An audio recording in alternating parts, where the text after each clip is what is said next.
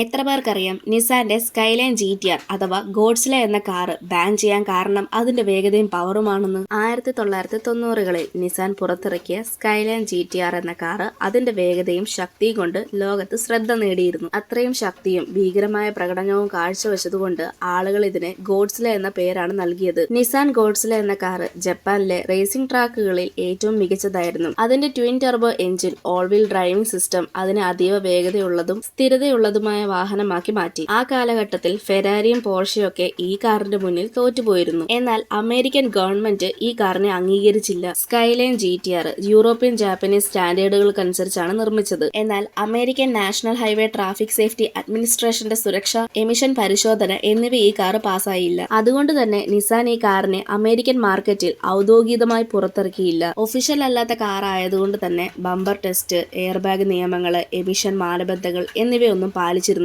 പക്ഷേ ഇന്നും കാർ ആരാധകർക്ക് ഗോഡ്സില ഒരു ലെജൻഡ് ആണ്. നിങ്ങൾക്ക് നിസാനിലെ ഏറ്റവും ഇഷ്ടമുള്ള കാർ ഏതാണെന്ന് കമന്റ് ചെയ്യും. ഇതുപോലെയുള്ള കൂടുതൽ വീഡിയോസിനായി ചാനൽ സബ്സ്ക്രൈബ് ചെയ്യാനും ഇൻസ്റ്റാഗ്രാമിൽ ഫോളോ ചെയ്യാനും മറക്കല്ല്.